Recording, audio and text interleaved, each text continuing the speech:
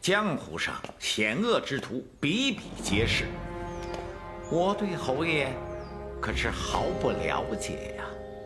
我行走江湖这么多年，从来不问世事。再说了，这种下流手段，我绝对不会做。信不信，随便你。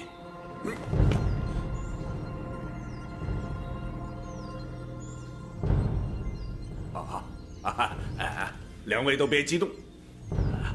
侯爷，顽石道长完全是因为掌门的惨死，急着要追出真凶。在言语上有些冒犯，请侯爷包涵。我想，他绝对不会认为是侯爷下的毒。随便你，你们到底想说什么？直说无妨。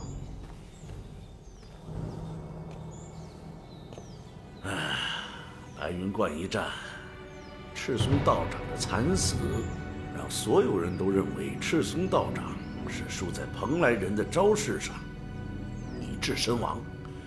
可是让人想不通的是，赤松道长的武功再不济，也不能身中28箭啊。另外，他身上的毒又是从哪儿来的呢？所以我们武当希望当时在白云观的人都能来到这里，把事情给我们交代清楚。我们希望侯爷您能够讲清楚到白云观的来龙去脉。我这次来白云观的目的是为了我的女儿奔月，希望能够搞清楚她的身世之谜。为此，我和少林晴空大师与赤松道长相约来此。是掌门特意约的侯爷？是的，不过没想到在半路上杀出个呼延大藏来。哎，可是赤松道长告诉我说，他和呼延大藏的决斗，他感到很惊讶，他以为呼延大藏已经被侯爷给杀了。呼延大藏的功夫深不可测，只不过当时他不习惯在船上比武，所以才会输给我。但是他并没有死，只不过是掉进了海里。其实他武功非常之高，要杀他，并没有那么容易。这个蓬莱人，他的武功到底会有多高？说实话，没人知道。其实，在和赤松道长比武之前，我曾经想和大藏交手。怎么？侯爷和呼延大藏？当时道长心绪已乱，在下希望能助道长一臂之力。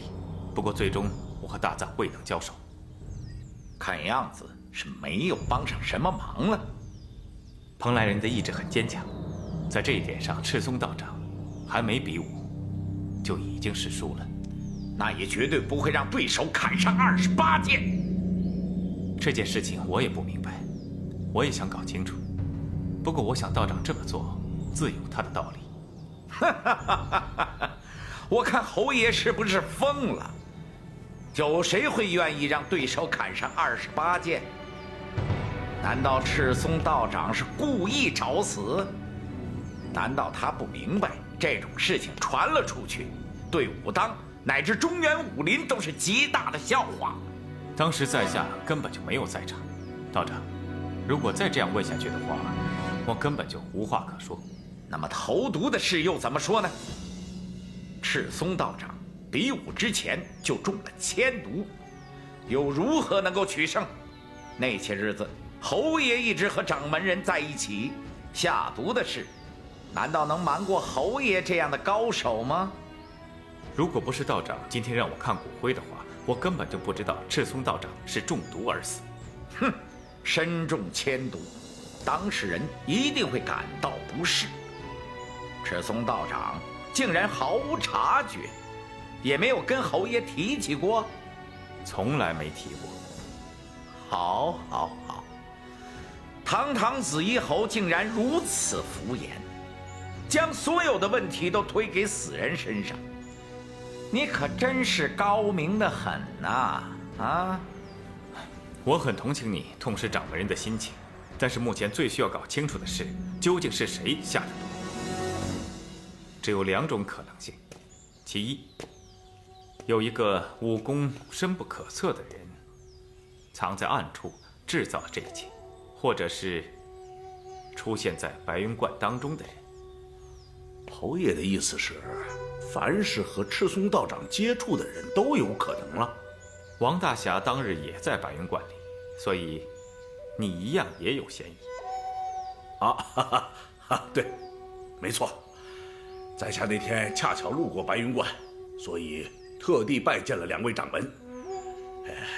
因为在下有急事，所以就匆匆的离开了呀。所以，全都有可能对赤松道长下毒。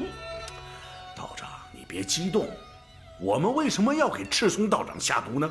哼，当然是为了赤霄宝剑和武林盟主之位啊！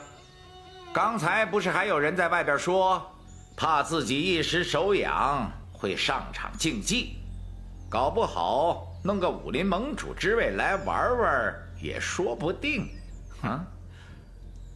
我侯峰一向都是权位如粪土，更不会发号施令指挥江湖人士。刚才我只不过是开玩笑而已。哼，只怕侯爷这个玩笑开的不是时候啊！明天可就要举行武林大会了。参加武林大会并不代表要争夺武林盟主。好，如果我争夺武林盟主的话，五雷轰顶。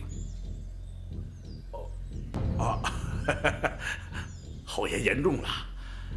我们现在希望在武林大会之前搞清楚是谁害了赤松道长，好给赤松道长报仇。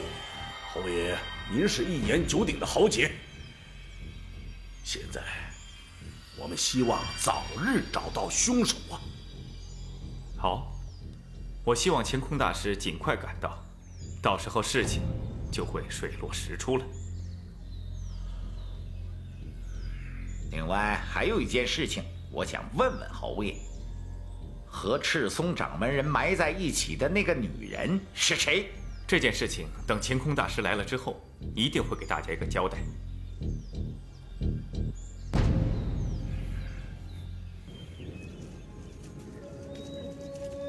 不用着急，这儿离白云观不远了。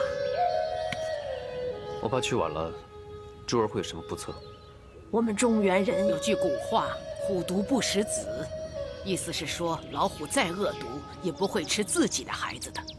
虽然我那个儿子是个彻头彻尾的伪君子，不过珠儿毕竟是他自己的亲骨肉，不用担心，珠儿不会有事的。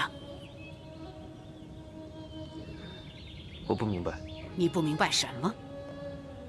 珠儿和您都是性情中人，为什么您的儿子却……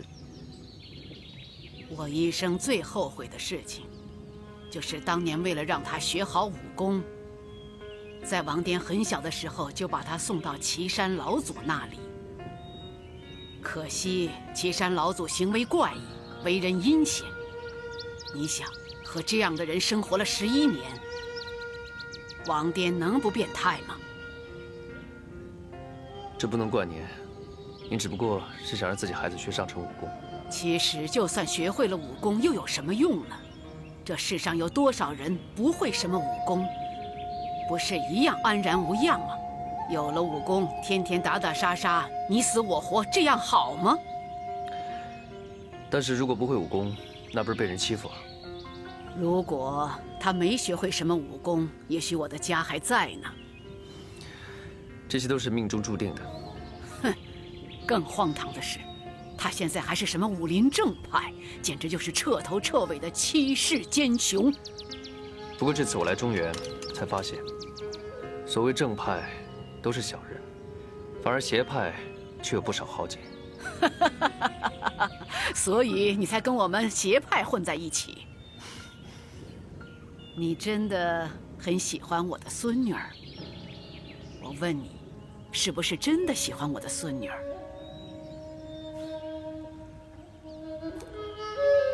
是啊，我是很喜欢您孙女，但是我现在被全武林追杀，我怕会连累她。这个你不用担心，有白水宫做你的后盾，你怕什么？你们俩的婚事，我做主，珠儿就许配给你了。多谢奶奶。啊，好，好，好，但是一定要按照我们中原的风俗，好好办一场婚礼。不过，聘礼可一件不能少。可是我没钱。以你的本事，不会穷一辈子的，先欠着。不过，我可要有个欠条、字据什么的，你慢慢还。好。虽说你不是中原人，但是确实是个有情有义的汉子。珠儿跟着你，我放心。不过有件事你一定要答应我。什么事？您说吧。虽说嫁鸡随鸡，嫁狗随狗，可是我不能让珠儿跟着你回蓬莱去住，那么远的地方。到时候我要想孙女怎么办？等我老了，走不动了，我怎么办？我想好了，等我完成了我师父的遗命之后，我跟珠儿就会回到中原居住。这样最好。如果您不嫌弃的话，可以跟我们住一起啊。你愿意和我这个老太婆子一起住？这是应该的。那太好了。我这个老婆子孤独了大半辈子，这真是太好了。你们和我住是你们的福分。别以为我这老太婆只会杀人，我可是做的一手好菜呀。我可最会吃啊。走。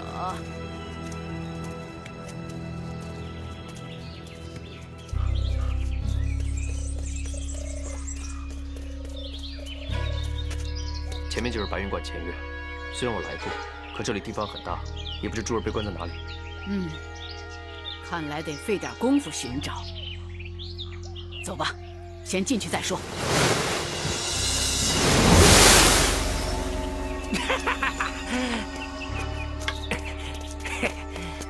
土笼子啊，你怎么来了？哎，你们前脚刚走，我后脚就出来了。圣母派你来的？圣母他老人家真是神机妙算，就知道你们到白云观，不知道从何找起，这不得派我来的吗？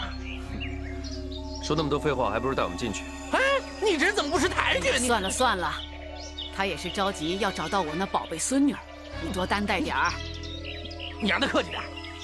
你这个土中神龙，不会是现在才来吧？切，等你们，黄花菜都凉了。什么意思？我呀，在这都打听3天了。那你一定有所发现。天底下还有我土龙子找不到的地方吗？这么说，你知道珠儿关在哪里？那当然。哎，说实话，这白云观里涌了这么多牛鼻子老道，找个人还真不方便。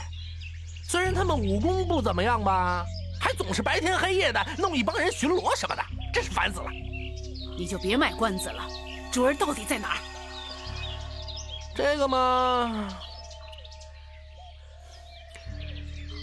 不好意思，我刚才冒犯你了。这还差不多。现在可以说了吧？哎，地道已经挖好了，你们2位跟我来就是了。怎么，不相信我？这个地道可是我花了1天的时间才挖好的。你真的确定？不是我不信任你，只是……这是什么呀？我告诉你，这趟差事我是100个不乐意。自从我们土灵丢了以后，所有弟兄们都在家老老实实的吃斋3个月。啊，你说我能愿意出来吗？要不是圣母非让我出来，我才不干呢。现在倒好，这地方也找着了，这地洞也挖了，却碰见2个不识抬举的。你妈也信不信？等牛鼻子发现我们，什么都干不了了。请你前面带路。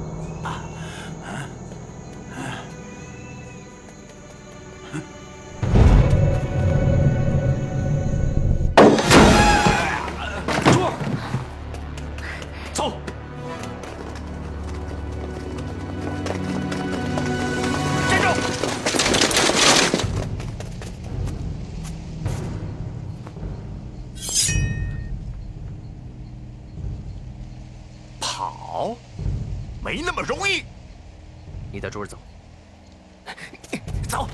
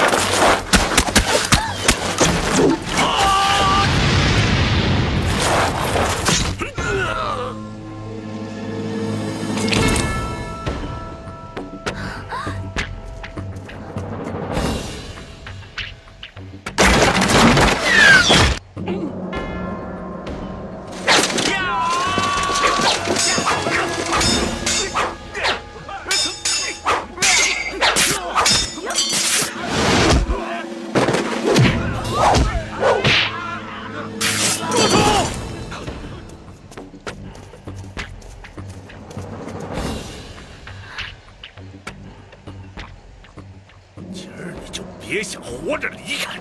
你敢？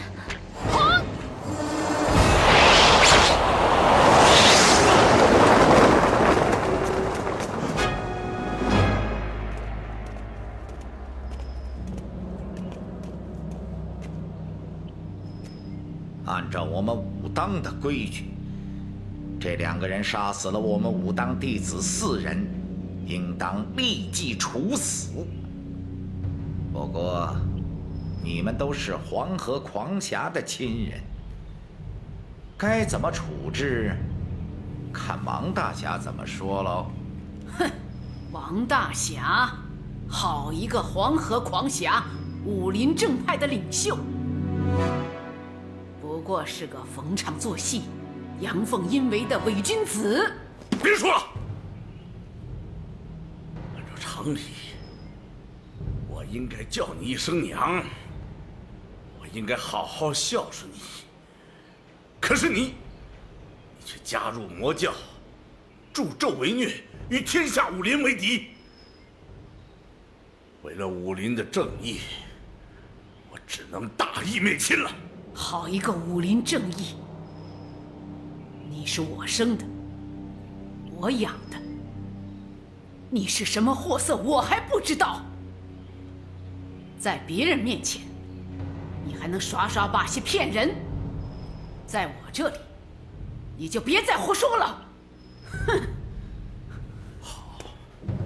好，我已经跟你说过了，我们的母子关系已经不存在了，再见面那就是仇人。有你这么个儿子，也是我的耻辱。当初送你到岐山老祖那里学功夫，是希望你能成为一个真正的大侠。可是没想到，你却学会了一肚子坏水回来。行了，够了！你能不能放下？能不能离开邪教，离开那个白水宫？你不但自己不离开，还把珠儿也拉下了水。奶奶是对的，爹，你根本就不是正人君子。我不是，那个蓬莱人他是。你怎么到现在还执迷不悟的？因为他不会在别人背后做见不得人的事，因为他不会耍手段害人。我害人？我害谁了？我害你了吗？我的亲生女儿？还是我害你了，我的亲娘？就因为你是我儿子，所以很多事情我才没有讲出来。那是我给你留面子。行了，别说了，谁会相信你的鬼话？那好，既然大家不相信，哼，说出来也无妨。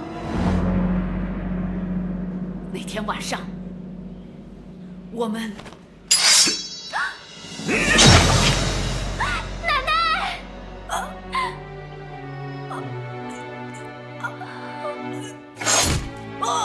奶奶！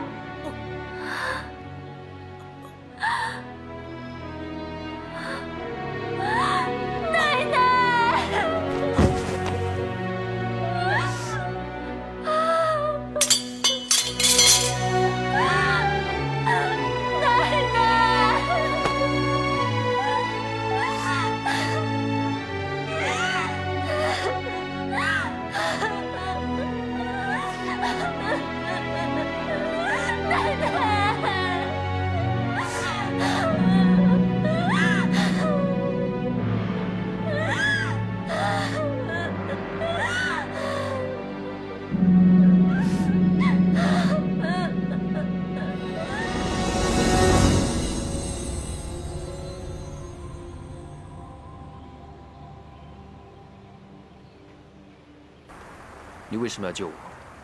为什么不等我把珠儿救出来？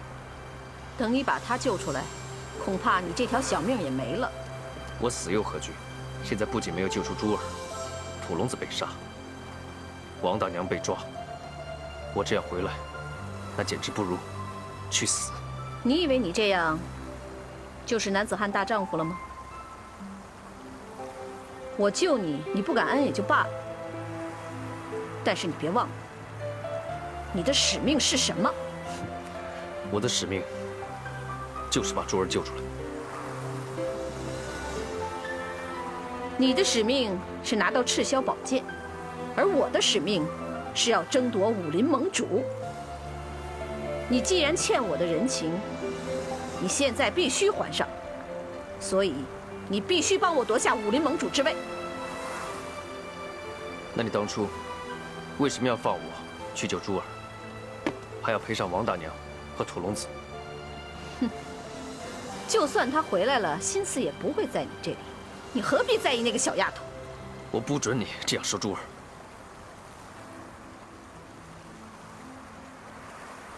我派人帮你，是怕你遇险坏了我的大事。如果你偷偷的把人救出来也就罢了，没想到你还打草惊蛇。你为了那个丫头这么做，这么冒险，值得吗？你简直是冷血，没有同情心。我要夺宝剑，也不是为了帮你夺武林盟主。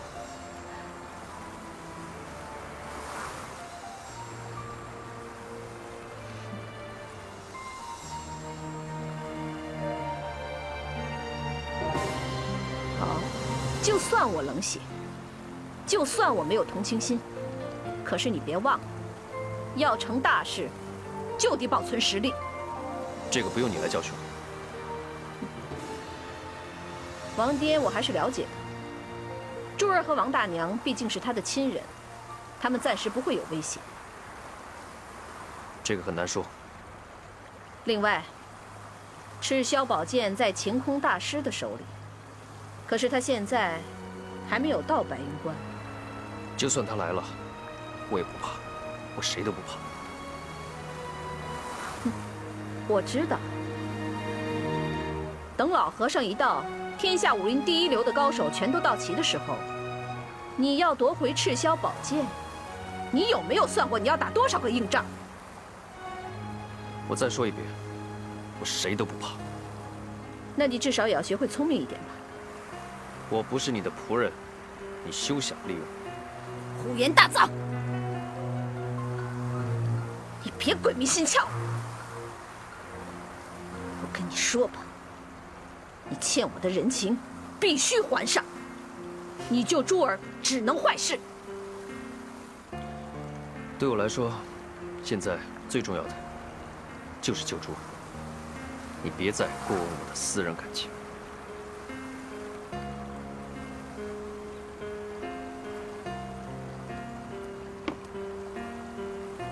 好，大藏，我最后再跟你说一遍，该讲的道理我也跟你讲清楚了，该怎么做，你自己好好想想。我不希望最后你什么也没得到，不论是赤霄，还是那个女孩。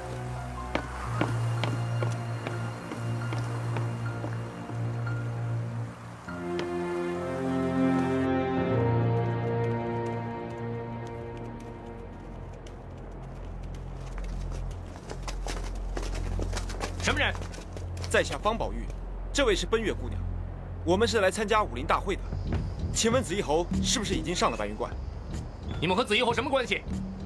我们和紫衣侯是一起的，因为有事情来迟一步。有何凭证？我何必骗你们？最近武林各派都上了白云观，也有一些不孝之徒想浑水摸鱼，我们武当没请的人一律请回。牛鼻子，给我让开！姑娘，别为难在下。有本事你们动手啊！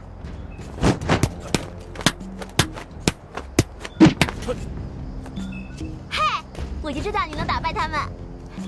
乱动什么手啊？打又打不过。哎，冰月，我们可以好好说的嘛。在下绝无恶意，我们的确是和紫衣侯一起的，得罪了。走吧。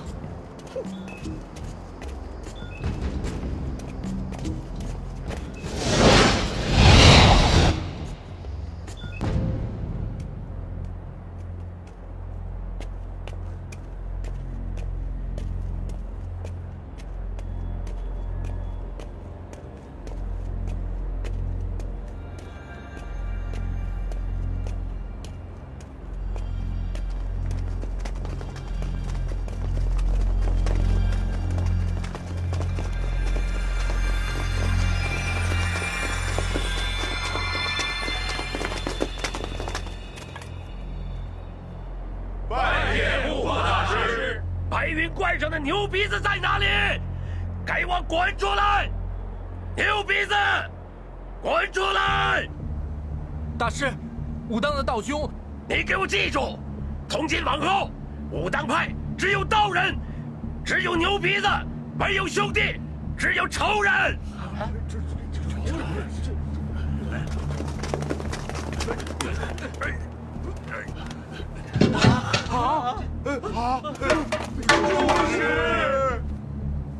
住持已经圆寂了，是被武当的贼人害死的。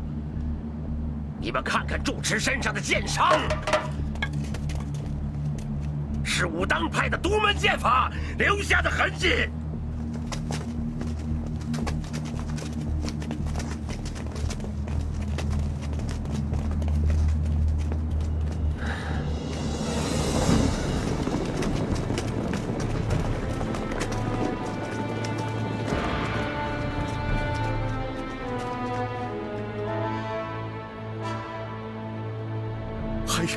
没想到上次在白云观，竟是见大师的最后一面呢。究竟发生什么事了？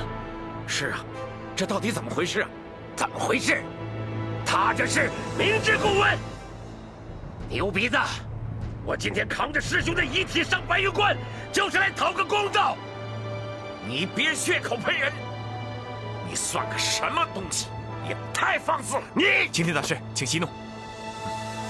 哼！我师兄秦空在少林闭关，没想到却遭到了你们武当的毒手。你们的住持死了，凭什么就断定是我们武当所为？有剑伤为证，你别想赖！哼，凭着几道剑伤就说是我们武当所为？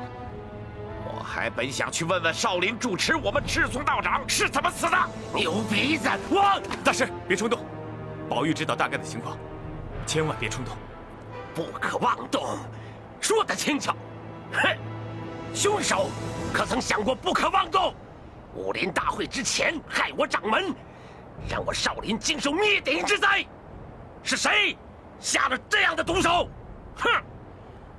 我们武当掌门赤松道长究竟是怎么死的？我还正想找你们这些臭和尚问个清楚呢。就算你不来找我，我也会去找你的。你，哎，两位都别激动，凶手是十分歹毒，我们一定要找到真凶。既然大家都见了面，有话好好商量啊！我看这样，能不能让晴天大师到里面慢慢说？哼！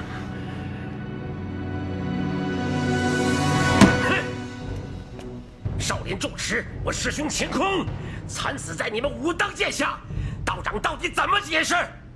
我不用解释，根本就没必要解释。师兄身上所受剑伤，明明白白是武当剑法，难道我还诬赖你们？武当到底讲不讲道义？杀人偿命！哼，什么杀人偿命？你哪只眼睛看见武当道士杀了晴空啊？现在这白云观上上下下有几千号武当道士，又有哪个有本事杀了晴空？你倒给我说说看呢？岂有此理！我师兄明明是中了你们武当剑法而死，身上的剑痕清清楚楚，难道道长还想抵赖？哎呀，这可真是天大的笑话！就凭几道剑痕，就能确定是武当杀了人？你疯了吧？哼！现在的武当和昔日的泰山北斗本来就不可同日而语，少了赤松道长，就更没了那仅有的一点正义之气和大家风范。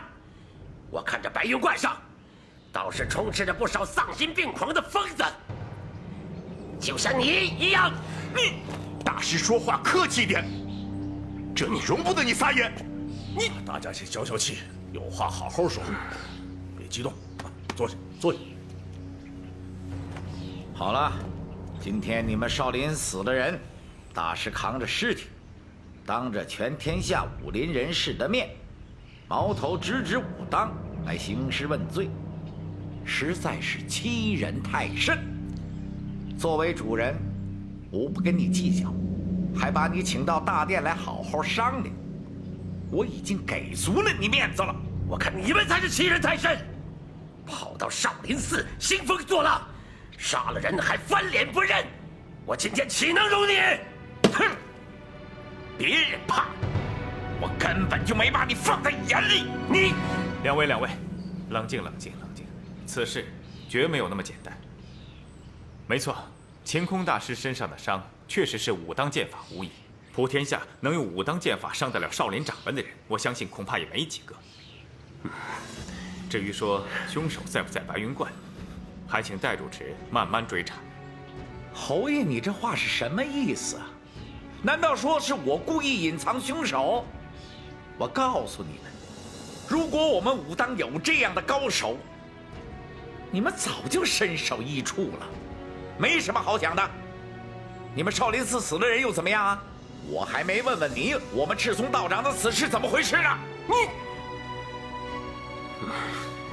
白云观之约是晴空请我们掌门人去的，结果呢，却跑出来一个蓬莱人来。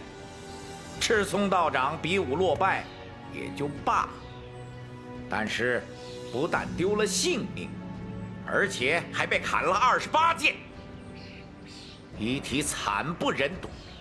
堂堂武当掌门就这样让人给埋了，而且还埋在一个不清不楚的女人身边。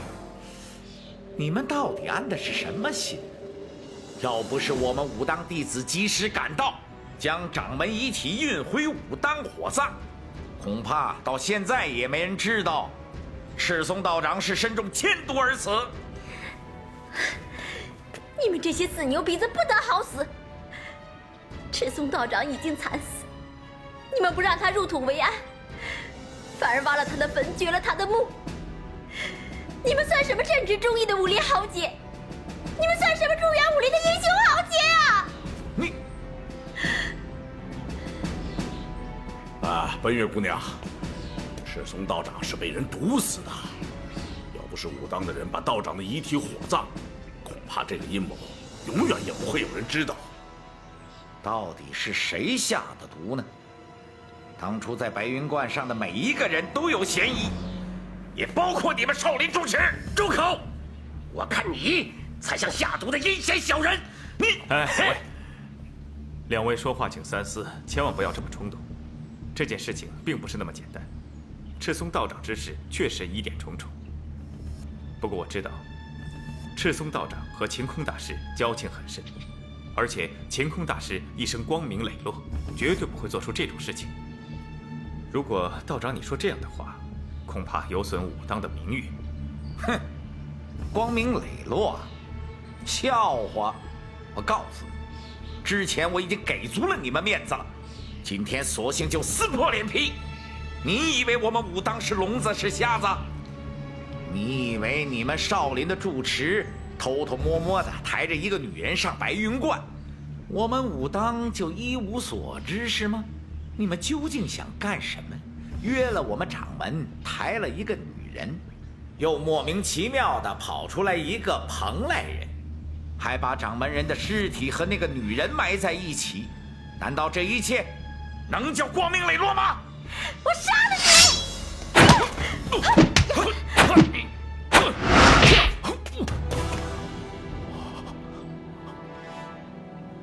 没事吧？晚辈贸然出手，还请戴掌门恕罪，也请戴笠掌门能够冷静一些，一切事情都可以好商量。俗话说，骂人不揭短。戴笠掌门是江湖领袖，是武当派的掌门人，那就应该谨言慎行。哼，你是什么东西，敢来教训我？晚辈方宝玉，是清平剑客白三公的外孙。哦，原来是方少侠。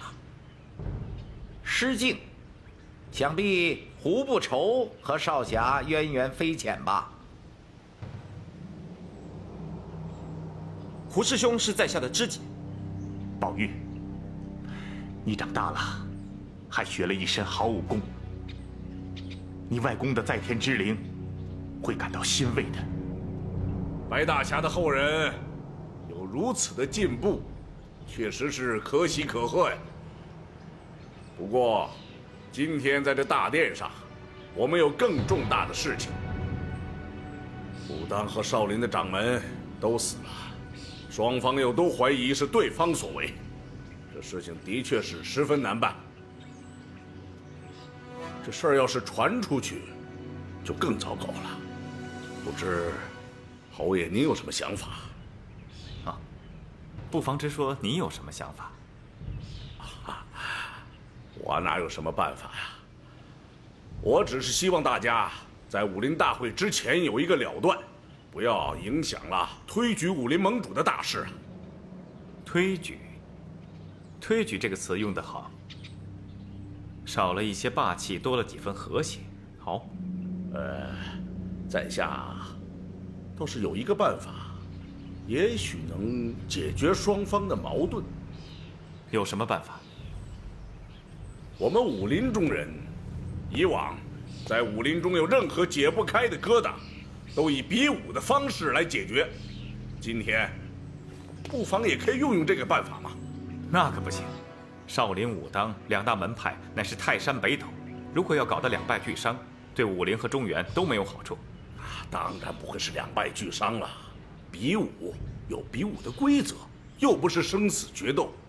我看，侯爷，你和我就做一个公证人，让武当和少林来一个真正的比试，双方点到即止，不能痛下毒手，输者要听从对方的处置。少林求之不得，武当难道会怕你？不行，如果两方中的任何一方赢了，就可以随意处置对方，这样可不能算公平。侯爷，您不用担心，在下所谓的处置，是指输的一方要在自己的地方给对方掌门设置灵堂，操办祭奠，并且行3拜9叩的大礼，从此双方的恩仇一笔勾销。这么说，两位掌门的死因就不必再追查了吗？当然不是了，查可以慢慢的来嘛。我们比武的目的，就是要在查明之前，双方不要有仇杀。不论是武当还是少林，都是练武的人，只要在武功上分出高低，那就能约束众人。哎，我这也是权宜之计呀。好，就在这白云观上比。如果我输了，这大殿就让你改了灵堂。那你现在就回去准备吧。哼！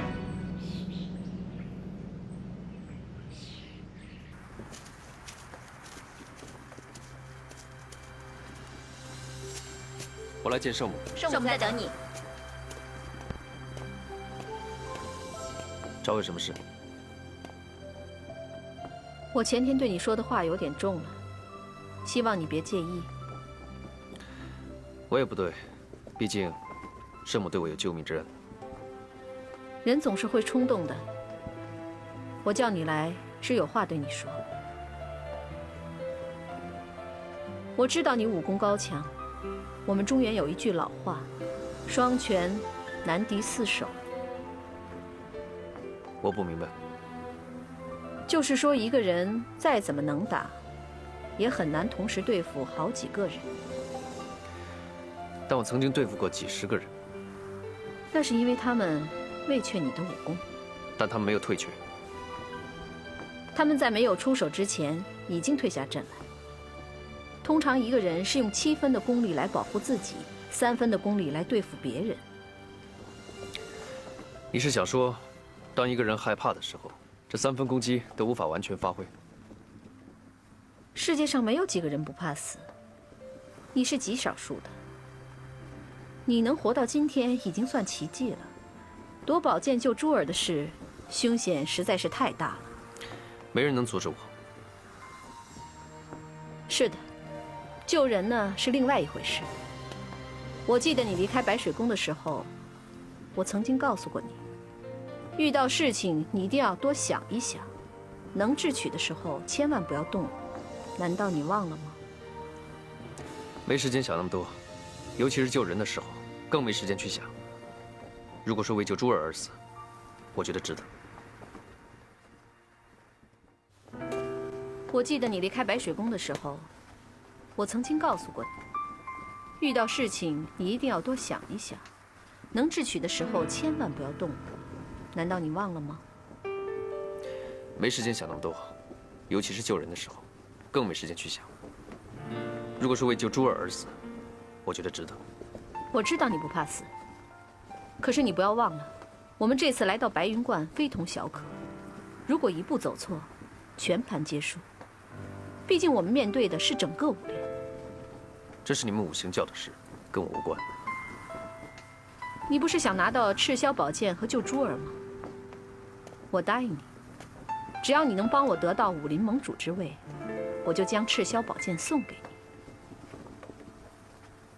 你想我怎么做？我让你这段时间听我的吩咐。不可能，我向来都不习惯听别人指挥，也从没人指挥过我。那你当初为什么不拒绝和王大娘一起上白云观呢？你不愿意得到别人的帮助，你为什么和土龙子一块下地道呢？要不是他们，你能那么顺利的救到珠儿吗？土龙子可是我的手下，是我让他帮你的。现在他死了，就算你不想帮我，你至少还欠他一条人命吧？他可是为你而死的。你们中原有句古话，杀人偿命，欠债还钱。我偿命。现在就是你报答的时候了。我不是在害你，我是在教你。如果你还想拿到赤霄宝剑的话呢，你最好听我的。你想我怎么做？现在什么都不需要做，只需要把这杯茶喝了。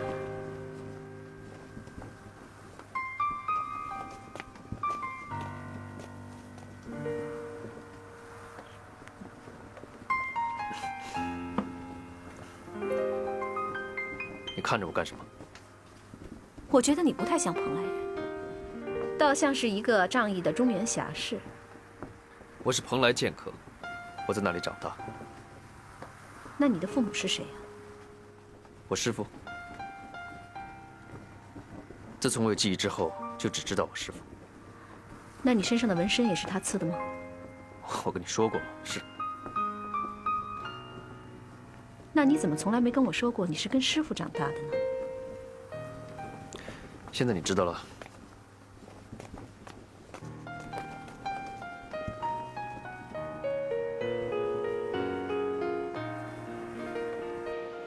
骑兵掌门，什么事？外面有邪派人士上山。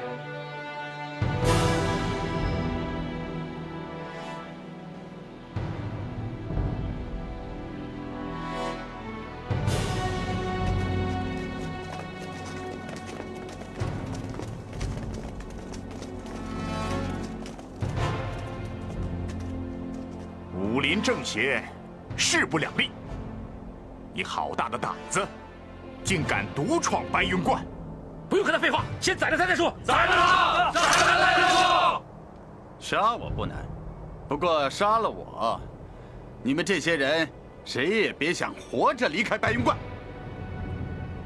五行神教已经合并，白水圣母已经把你们白云观团团围住，谁要敢轻举妄动，人人不得好死！别听他的，杀了他再说。杀了他！杀了他！杀了他！当年，我们就曾重创过魔教。今天，我们一样不会放过你们。哼，想动手也不用着急嘛。俗话说，两国交战不斩来使，我是来下战书的。这里不是朝廷官府，更不是什么军中大帐。你们不是名门正派吗？不是事事都讲道义吗？怎么着？你们今天这么多人，是要跟我一个人过不去吗？你到底想干什么？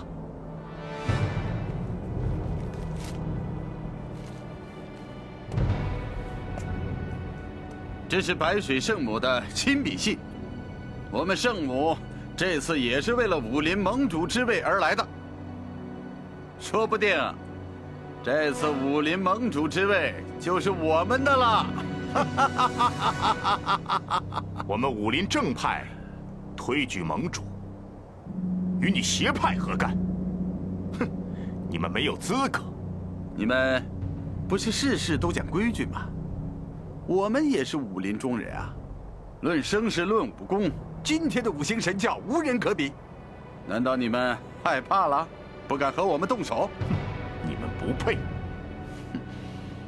你们全是一群胆小鬼，只会关着门自己玩。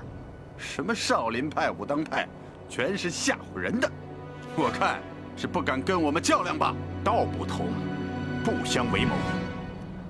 我们武林正派推选出盟主之后的第一件事，就是剿灭你们魔教。如果让魔教当了盟主，那我们这仗跟谁打呢？你们呀，也就是会耍耍嘴皮子，想和我们五行神教作对，那真是自寻死路。是吗？我听说前2天，在我们的后院还杀死了一只大老鼠。听说是你们五行教养的？我们土龙子就是死在你们的手上，这个仇我们一定要报的。咱们走着瞧。杀他！杀他！杀他！静一静，大家静一静，我们就放他一马。这个战书我们接了。如果你们敢胡作非为的话，我们绝对不会放过你们。杀！杀！杀！杀！好，告辞。杀！杀！杀！杀！杀！杀！杀！杀！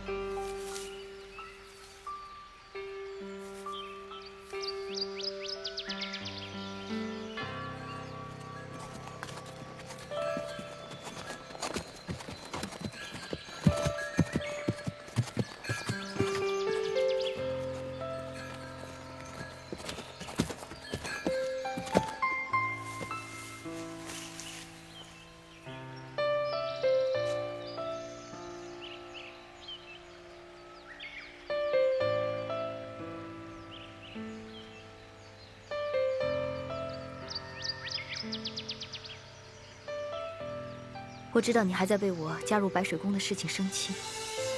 你也是为了完成你们大宛国国王的使命。可是你不应该瞒着我，我以为你什么事情都会告诉我。我真的不知道该怎么解释。其实圣母的话也有些道理。青木堡和白水宫都是江湖的帮派，有帮派就有厮杀。只是我爹是青木堡的堡主，而这场厮杀他输了。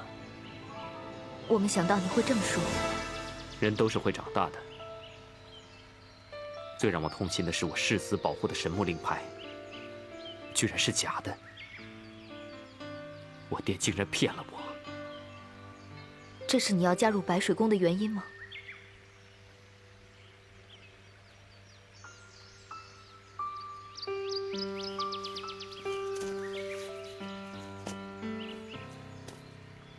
因为你还没有完成使命，我要帮你。在一切成功之后，我要带你一起走。你不信我？不是，是因为我很感动。我做了那么多对不起你的事，你还愿意为了我归顺圣母。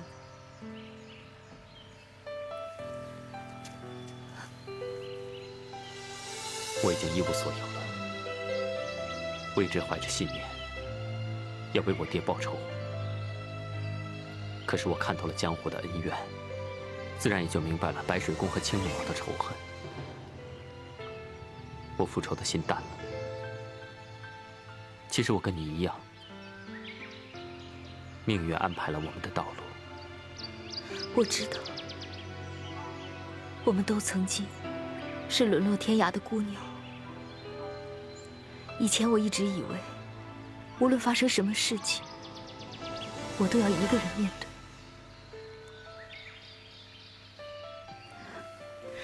现在我有了你，虽然我不知道这世上什么才是真的，至少我不会忘记我们3人曾经结拜过。至少这件事是千真万确的。答应我一件事。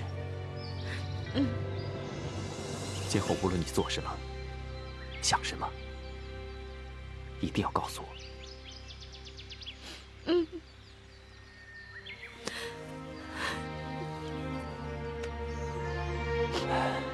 好了，我们该回去了，不然来不及回圣母的营地了。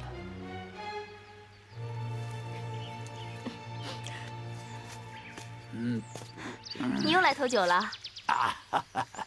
二位，不好意思啊，打扰你们的雅兴啦。怎么你们认识啊？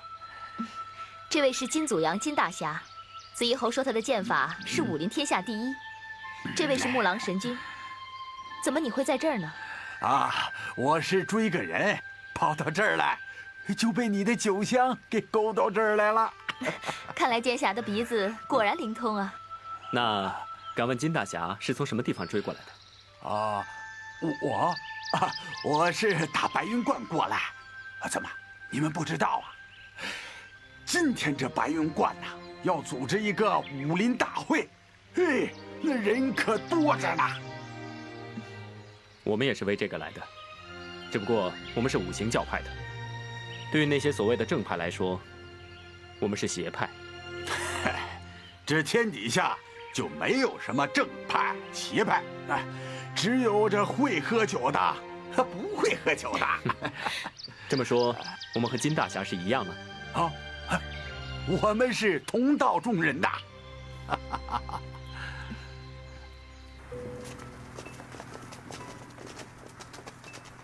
昨晚跑哪儿去了？什么都瞒不过圣母的眼睛。这有什么好瞒的？你们比原定的时间晚了2天，肯定是游山玩水去了。不过我也不是什么都能看得到的，比如说，我就看不透你木狼的心。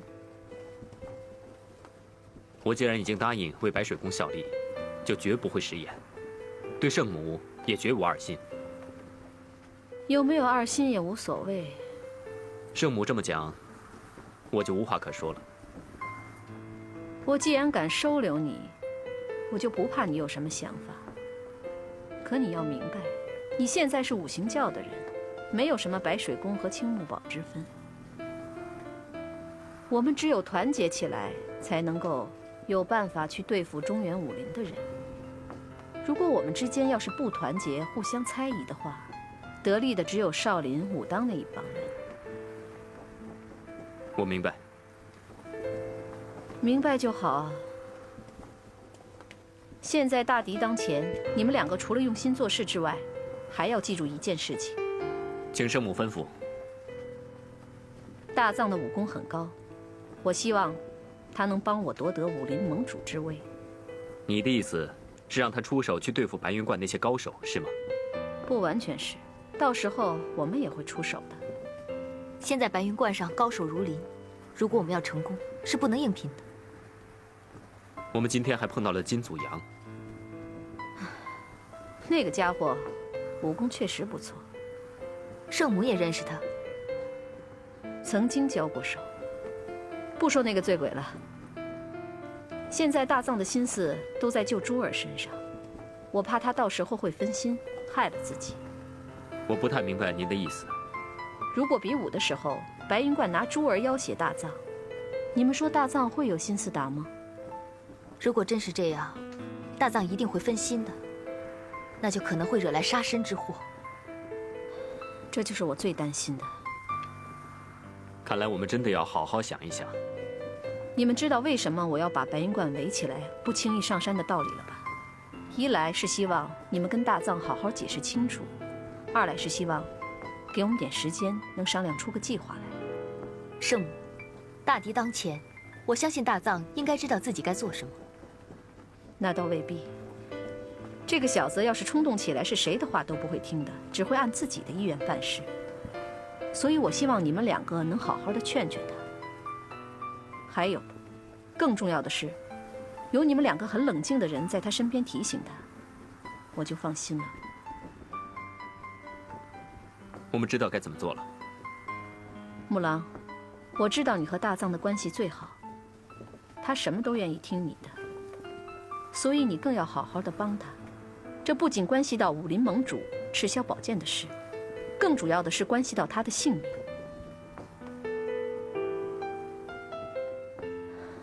明天是9月初9，武林大会的日子。我明白了。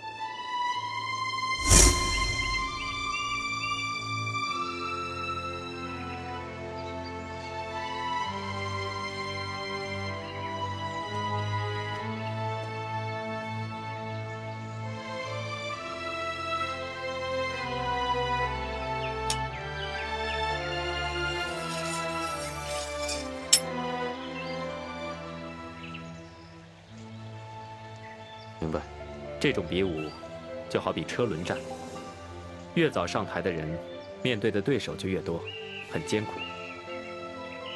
所以通常各大门派派出的人都是举足轻重，而且武功不会太差。那这跟我们蓬莱的比武方式不一样，我们都是直接向对手挑战的，所以你一定要小心。如果有人向你挑战，你绝对不可以应战。那我该怎么做？盯着你主要的对手，看他行动，你再决定。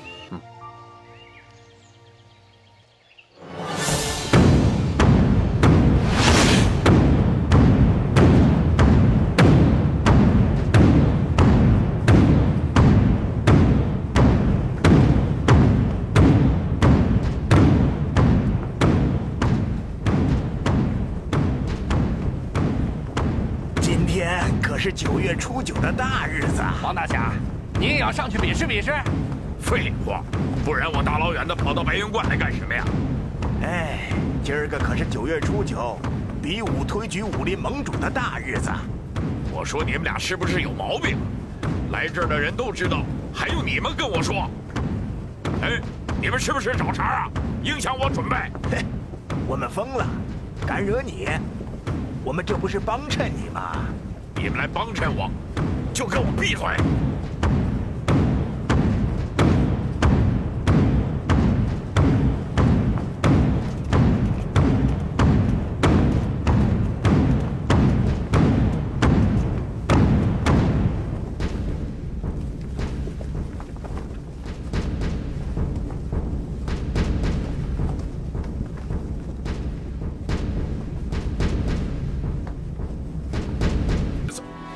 相信诸位从各地赶来，都盼望着这一刻。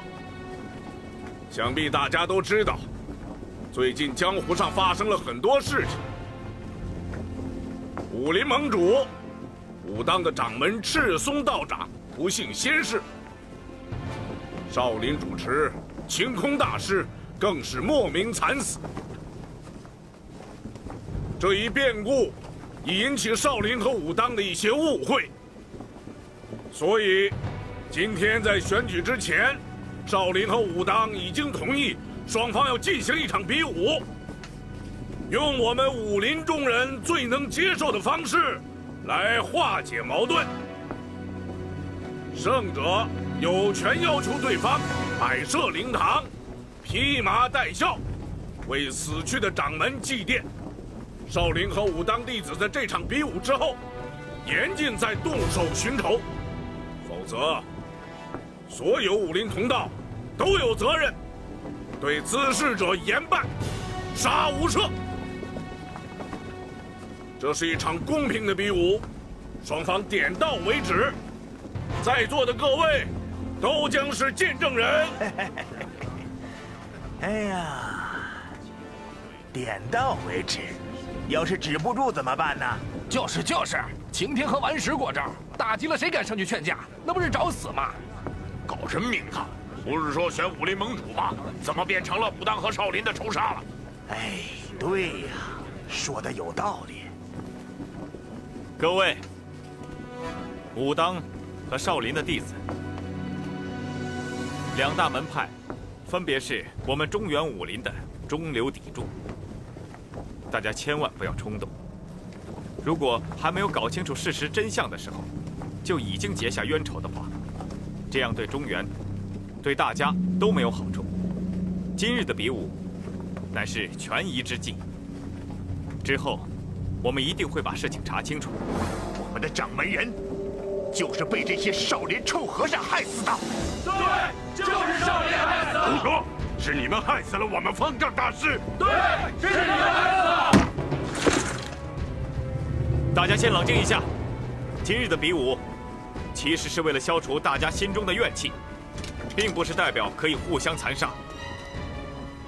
如果今天谁要是让我看到主动伤害别人的话，我会第一个阻止。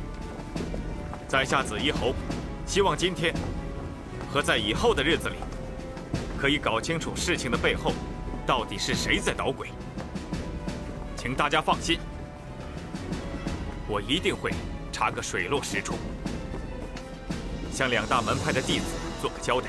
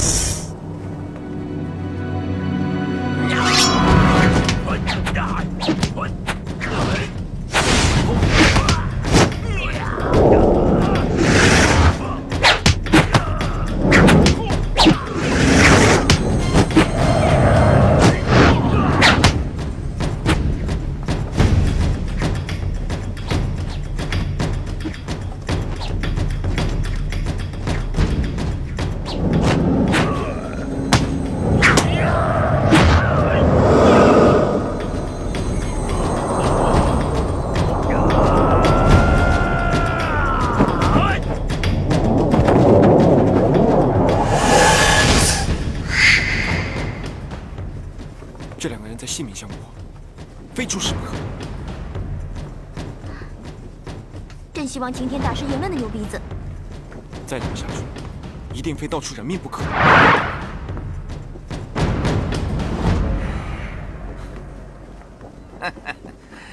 堂堂少林就这点能耐，哼！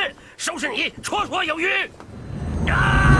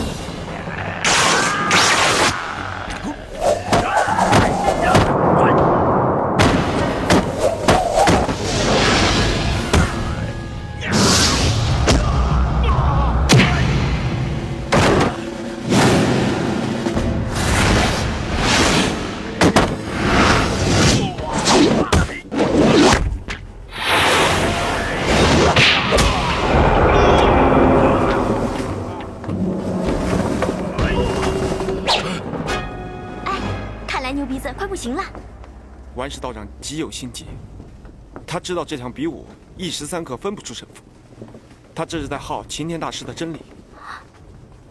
那可怎么办？你不用担心，我都能看出来，我想擎天大师也一定能看出来。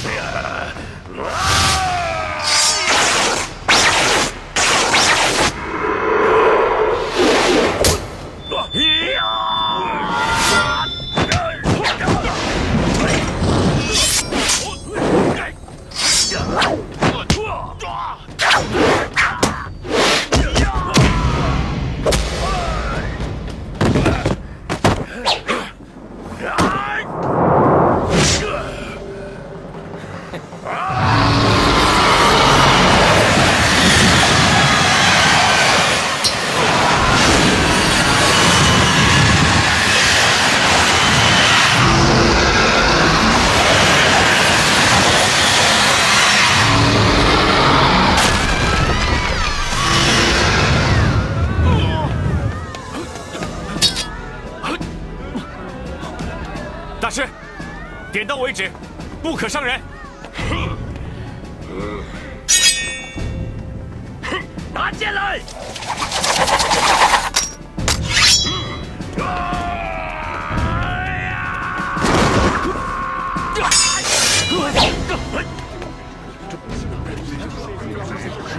这不是胡言大造！我要你的赤霄宝剑！我先杀了你！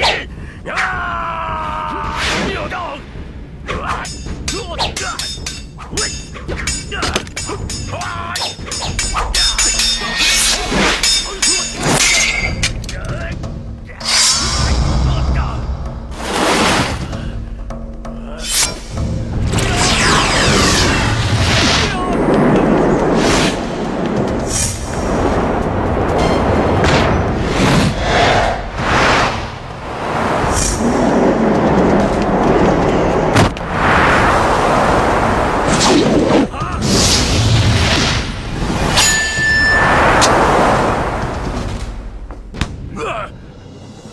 你能破我的剑法？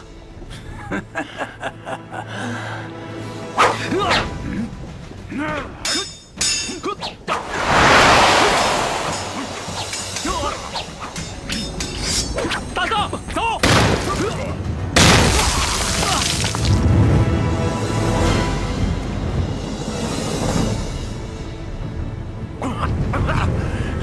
！3天以后就是你的死期！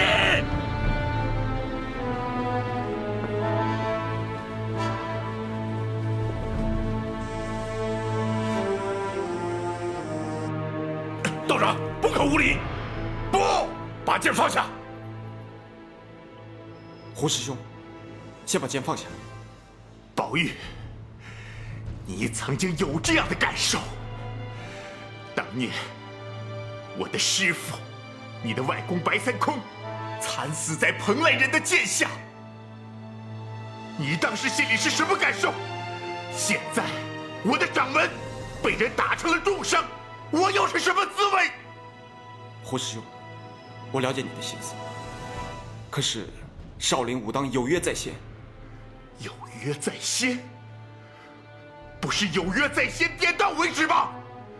可是，他们把我们的掌门打成了重伤，这也是有约在先，这也是点到为止吗？我不跟你说了，我先杀了他再说。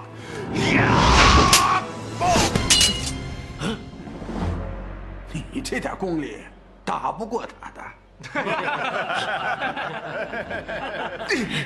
胡师兄，胡师兄，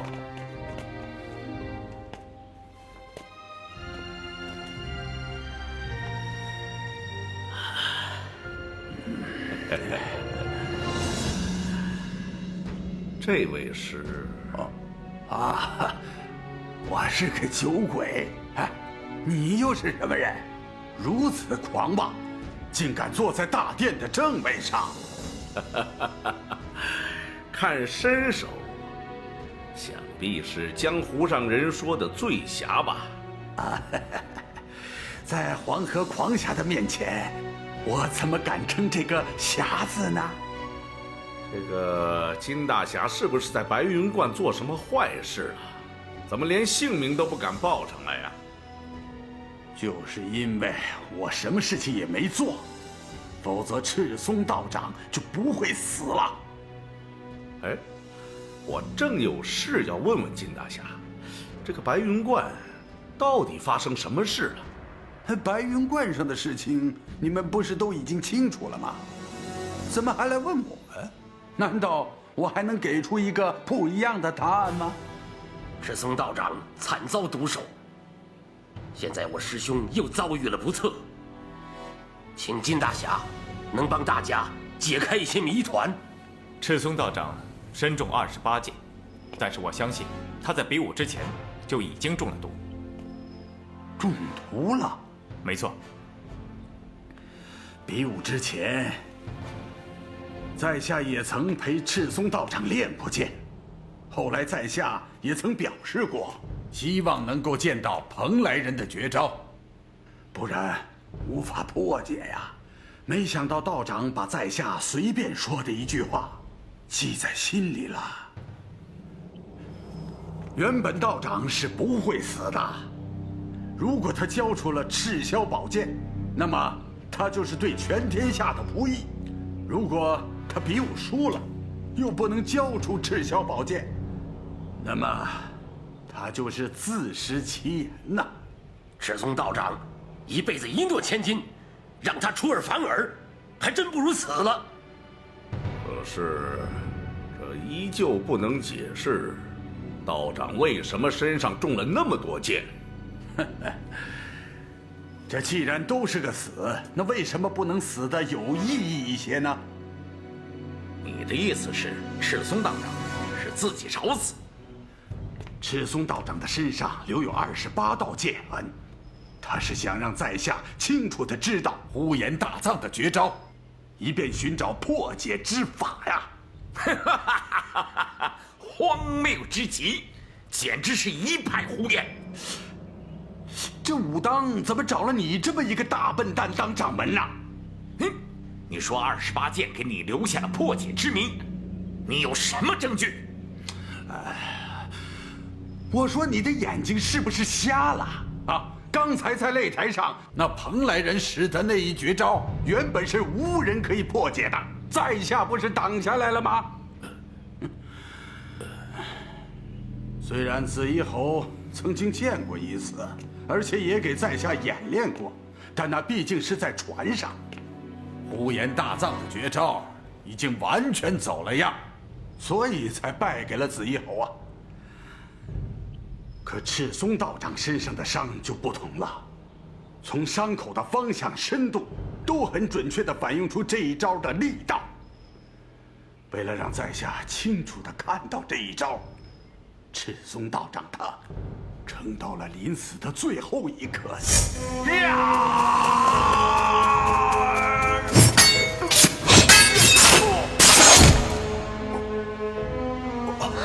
道长，李茂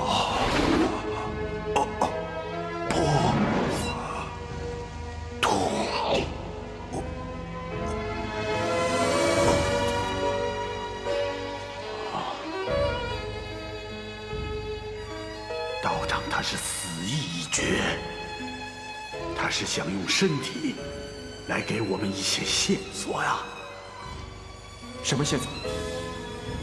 是想从这些伤痕上看出呼延大藏的招数，以便让我们找到破解的方法呀。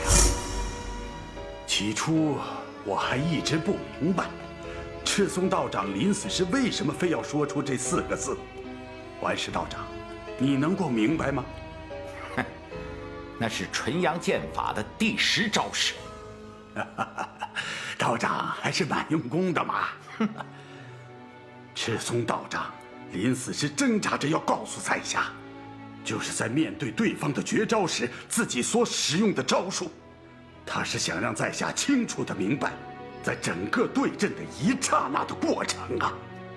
武当剑术最讲究的是观察对手在出招时的变化，但是这次赤松道长先让自己出招，很明显是为了留下剑痕，让大家知道。这种气魄啊，你们在座的谁有？万石道长，现在你应该明白了吧？那下毒的事又该如何解释？在白云观上的人，每个人都接触过道长，换句话说，每个人都有嫌疑。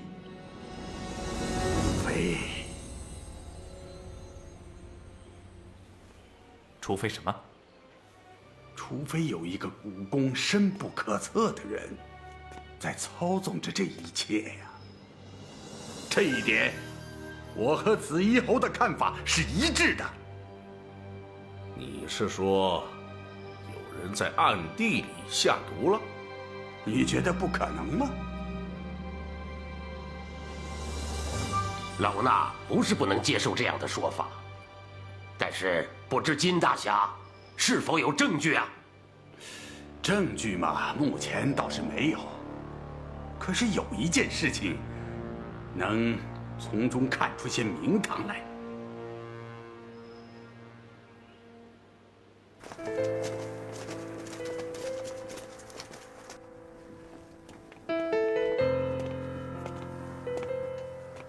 你太冲动了，不是跟你说要听我的命令吗？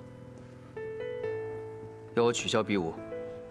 我们知道你很想得到赤霄宝剑，可是白云观上高手如云，就算你赢了王颠、紫衣侯，可是还有金祖阳呢。今天方宝玉的功夫绝对不可小视。这还是在明处的，在暗处的高手更是如离。你为什么一定要硬拼呢？我来中原只有一件事，就是拿到宝剑。无论对手多强，我都不能退缩。没有人让你退缩，只是跟他们硬拼，实在太没有意义了。我们都知道你不怕死，可是你还要救珠儿。如果你有什么意外，那珠儿怎么办？就算你救得了他，又能怎么样呢？我当初答应你救珠儿，完全是因为看在王大娘的面子上，毕竟珠儿是她的孙女。可是你呢，非亲非故，非要从人家爹手上把人给抢过来。你成功了，全天下人都会追杀你；要是不成功，你的小命就只能丢在白云观了。你答应让我救珠儿，让王大娘土笼子帮我，完全是为了骗我来白云观。我所做的一切，都只不过是帮你夺取武林盟主之位。我何须骗你呢？只要你知道赤霄宝剑在白云观，你自己都会来。我们的对手太强大了，所以我们只能智取，不可以强夺。大藏，木兰跟圣母说的对，你还是不要太冲动了。我们两个人的目标是一致的，只要你肯听我的，你我就都会成功。像你今天这样冲动的出手，实在是不应该。以后这样的错误，不允许再犯了。那你希望我怎么做？我希望你不要打这一仗。如果你实在非要打的话，给我带上一样东西。什么东西？杀人神水。只要你按住底部的机簧，神水就会弹出来。就算擎天有3头6臂，他也会死无葬身之地。这种东西我不要。现在不是讲规矩的时候。你真的以为那些人是正大光明的吗？你还真以为是自己剑术高明杀了赤松，对吗？你别做梦了。你记住，江湖上只有成名和活着的英雄，没有仁义和死了的英雄。我要的是公平比武，真正的决斗。可是你从来就没有过这样的比武。你和紫衣侯在渤海之滨的决斗，你被迫在海上交手，结果你输了，险些送命，这公平吗？还有，你和赤松的比武，赤松是因为之前就被人下了毒，结果他死了，你赢了。这样的交手也公平吗？你别做梦。大藏，你还是好好考虑考虑吧。别忘了，珠儿还在等你，你不可以有任何闪失的。别人怎么做我不管，我不会做这种欺骗的事情。你这是自己骗自己。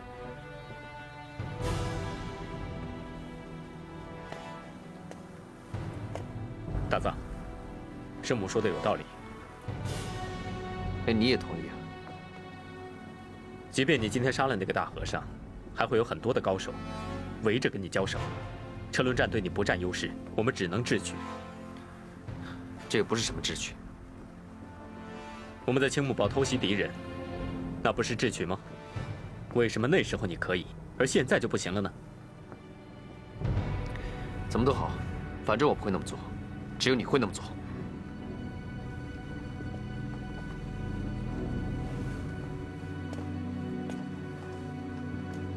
你说什么？我说这种事只有你才，只有你才会做。大藏。